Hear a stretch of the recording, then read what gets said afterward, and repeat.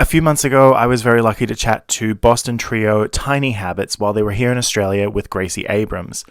Unfortunately, my laptop had an issue which meant I thought I lost the raw footage of that interview, with no way to recover it.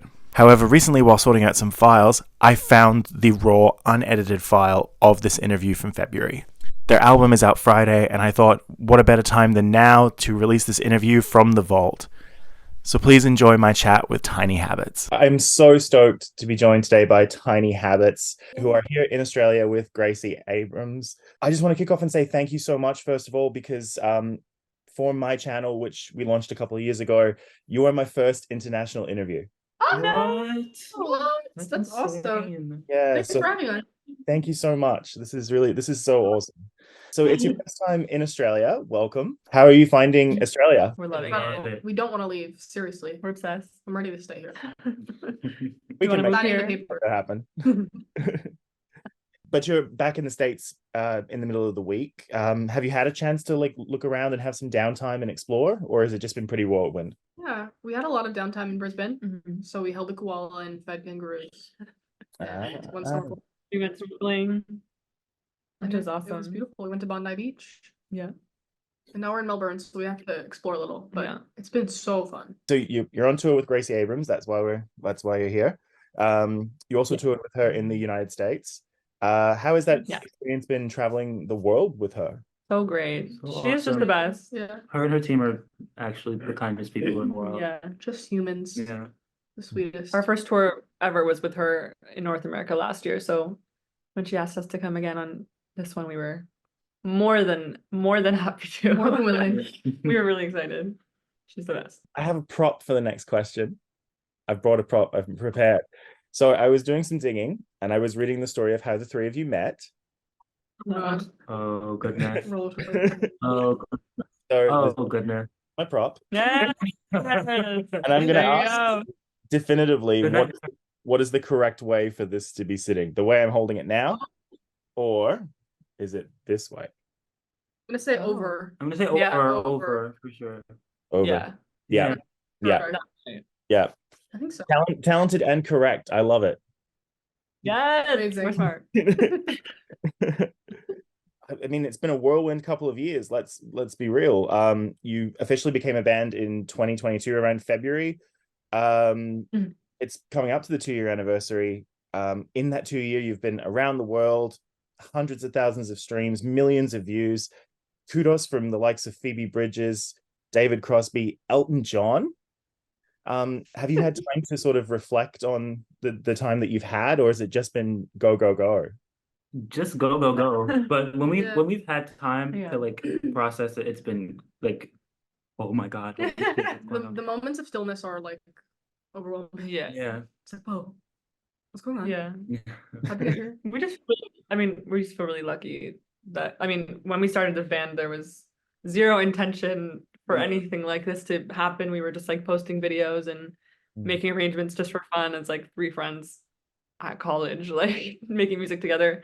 And so to be able to, have been on tour and meeting all these incredible people, and Really it's cool. been just surreal, the whole thing, really. I feel like interviews are really cool because you get all this information Yeah. back to you. It's like, oh wow, we did do that. That's kind Yeah. of insane.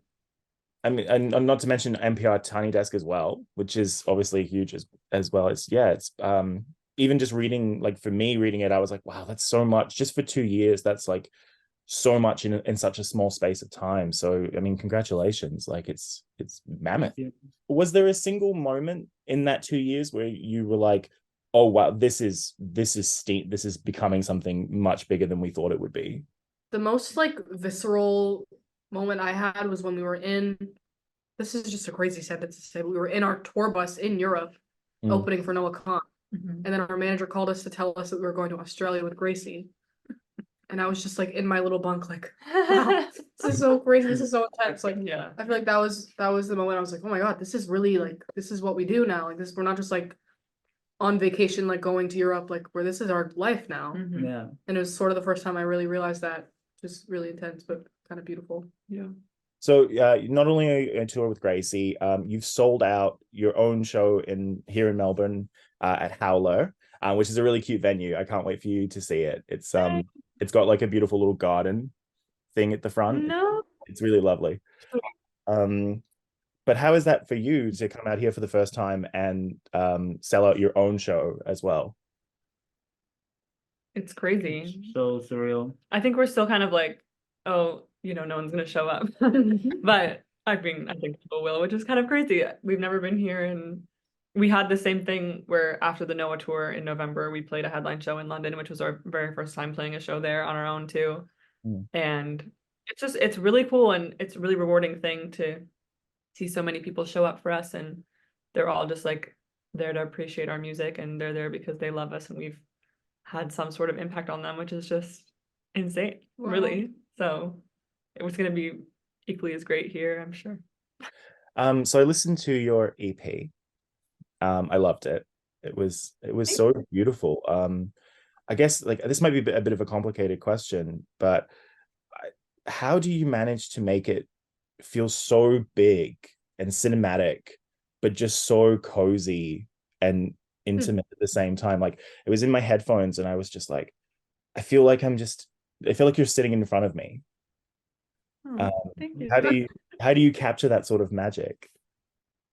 I feel like a lot of that credit should probably go to Philip, Totally. because he's the one that produced our EP, and he's so talented and sort of created a world around our voices, which was really something we hadn't gotten to experience until that point.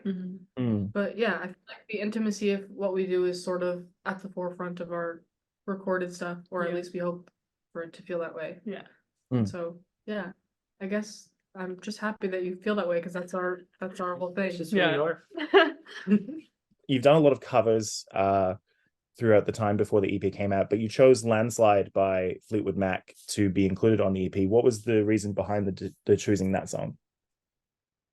I mean, well, what do I say about it? I don't really know. I mean, yeah, if you want to say that. Well, so that song we actually put off covering for a long time, and we would post like a ton of other videos, and every time we would post a video, someone would be like, please cover Landslide, please cover Landslide. And it got to the point where we were like, okay, like, everyone is begging for it.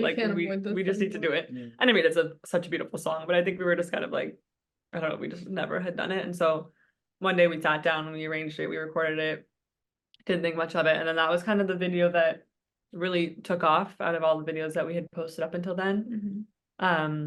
And then since then we played it at every show we've played, and everybody, I mean, it's such a timeless song. Like it's just, you know, beautiful in its own way. So we were like, it felt really important to us to include that on the EP, because it's a very special song for us as a trio. So yeah. It's a beautiful rendition. So speaking of beautiful, you have such beautiful ethereal harmonies when you sing. I wonder, when it comes to your songwriting process, do you start with the melody? Does the melody come to you first, or is it that you have the lyrics somewhere and then you build around that? I mean, I think we realized. No, I was gonna say, it just depends on the song. Yeah. But most of the time it's kind of melody first. Well, we all sort of had different writing styles, I feel like. Yeah. Because I feel like when I'm writing a song, it's usually the melody and the lyrics are coming at the same time. Yeah. You I like writing lyrics first. Yeah. Which is so kind of interesting. melody. You do melody first. Yeah. So it really depends. And then when we all write together, it's sort of different. It's kind of the same time, but I think it's usually the same time. or something like that. So in November, you released the single "Small Enough." Give me the goss. Give me the scoop. Is this the taste of an album? Is this what's happening? What's going on? It's more of what we got.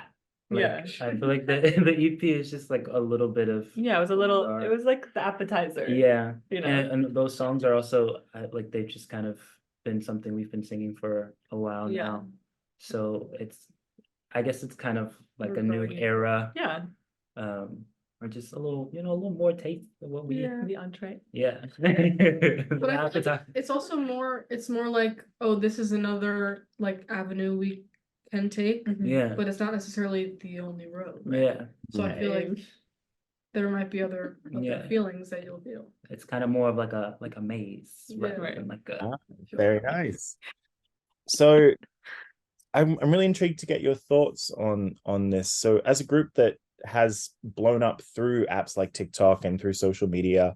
What would you say to artists that sort of are rejecting, like especially TikTok, as a platform to promote themselves? So understandable. I feel like for I a get while, it. I feel like for a while we were kind of like, oh, Yeah. but we were talking to Leve Mhm. about this, and she was just saying that, like, you know, as annoying as it is, it has helped Significantly. in so And many create the ways, career, for and has sure. brought so many people into our lives and so many opportunities that, like, you can't just like necessarily You know, deny, yeah. negate that. I think we've created like a pretty healthy relationship with Yeah. it, because I think even from the start we were like, again, there was no intention of like trying to go viral on the app. We were just like making these videos and posting them just because we loved it, and it just so happened that other people ended up Yeah. loving it too. I feel like if artists are finding other ways to like find a path for themselves that has nothing to do with social media, I'm so for that. Totally. Yeah. Because I feel like there's obviously a lot of things are so incredible about connecting with people across the globe with an app or with a video, but also like if you are somehow finding a way to like be like everything you do is like totally tangible and like you're reaching your community, I feel like that's just as valid as anything. Yeah. I feel like that's super cool.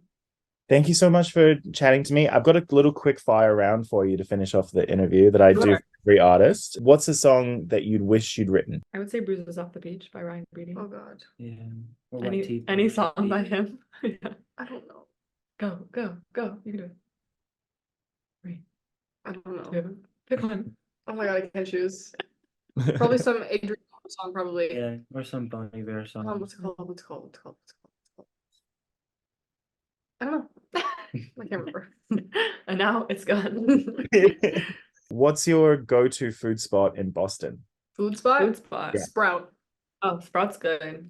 Near Northeastern. Some healthy bowls. Yeah. The salads are massive. They're so good. I'm a pavement girly. I Pavement. love a bagel and a coffee. Excellent. Excellent. And we have friends that work there, so we get the hookup. Yeah. There you Get those go. free bagels. I love a burger. Yeah. From? Anywhere. What was your album of the year last year? Mine was I'd say Guard Dog. I don't know if that's what it's called. By Heroes. That is what it's called. That was my most listened to. Oh my god. That was I think such- Ryan's was my Excellent. most listened Excellent. to. What's the album? What is it called? Why am I? Calico. Oh, Calico by Ryan Beatty. Oh my god, why can't I remember? I don't know. I'm gonna say the same. I'm gonna say Calico by Ryan Beatty. It was my most listened to. It's so good. Listen to it if you don't know. Or Party by Andy Shaw. Yeah, that was a good album. But that wasn't last year, but Thank you so much for chatting to me. Melbourne is sold out. You can't get a bloody ticket. It's not happening. But for those who are going, you are in for an absolutely beautiful time. Once again, thank you so much for talking to me. Thank you so much for being the first international interview for the channel. It was an honor. Thank you so much. Thank you. Nice to meet you. Nice to meet you. You too. Take care.